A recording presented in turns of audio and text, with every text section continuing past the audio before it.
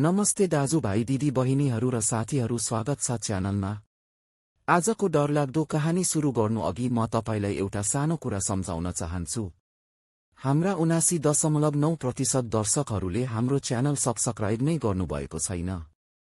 यदि तपाई ती मध्ये एक हुनुहुन्छ भने तलको सब्स्क्राइब बटन थिच्नुहोस् र बेल आइकन पनि, ताकि यस्तो डरलाग्दो कहानी तपाईले कहिल्यै नछुटाउनुहोस्।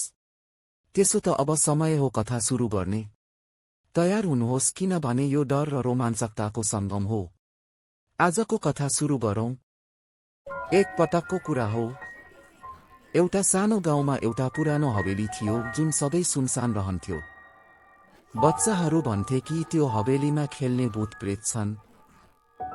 कोही पनि त्यहाँ जानको लागि हिम्मत गर्दैनथ्यो।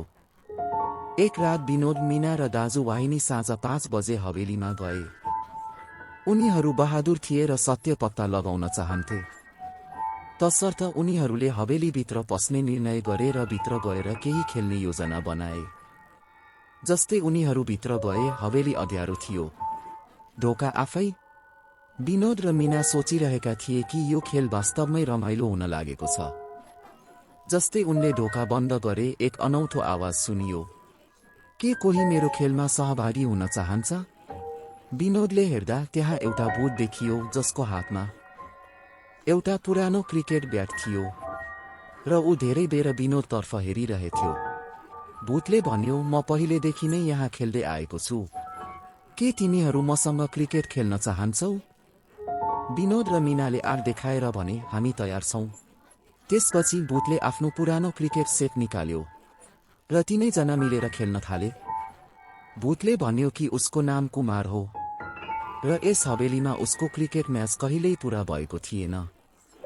मीनाले भनिन्, कुमार, यदि हामी तिम्रो म्याच जित्यौं भने के तिमी हामीलाई यस हवेलीबाट बाहिर जान दिन्छौ? कुमार हाँस्यो र भन्यो, च्यालेन्ज स्वीकार छ। खेल सुरु भयो। अन्ततः विनोदले एक जोरदार छक्का हाने जुन सिधै आकाशतर्फ उड्यो। कुमार मुस्कुरायो र भन्यो, तिमीहरू जित्यौ। अब यो हवेली तिमीहरूको हो।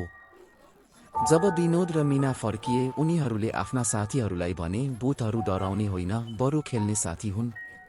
त्यस दिनपछि त्यो हवेली एउटा रमाइलो खेल्ने ठाउँ बन्यो जहाँ सबैजना सँगै खेल्थे। न्यायिक दोषी अहमद शहरलाई भूतको दोषी बनाउन सकिन्छ। आशा छ यो भिडियोले तपाईलाई एकदमै मजा दियो। यदि रमाइलो लाग्यो भने अहिले नै च्यानल सब्स्क्राइब गर्न नछुटाउनुहोस् र कमेन्टमा लेख्नुहोस्, कुन मोमेन्ट सबैभन्दा गजबको लाग्यो। अनि अर्को भिडियो के टपिकमा चाहनुहुन्छ? भिडियो मन परेपछि त लाइक, शेयर अनि सब्स्क्राइब त बनिहाल्यो नि। र हेर्न नछुटाउनुहोस्। क्लिक गर्नुहोस्, मजा यहीबाट सुरु हुन्छ। अनि हो, म अहिलेको लागि 500 लाइकको लक्ष्य राखेको छु। म जान्दछु तपाई मेरो दर्शक हुनुहुन्छ र तपाईले यो टार्गेट पूरा गरिदिनुहुनेछ। भिडियोमा फेरि धमाका साथ भेटौला। त्यतिन्जेल हाँस्दै रमाउँदै हल्का डराउँदै अगाडि बढ्नुस्। धन्यवाद। फेरि भेटौला अर्को धमाका कथासँग।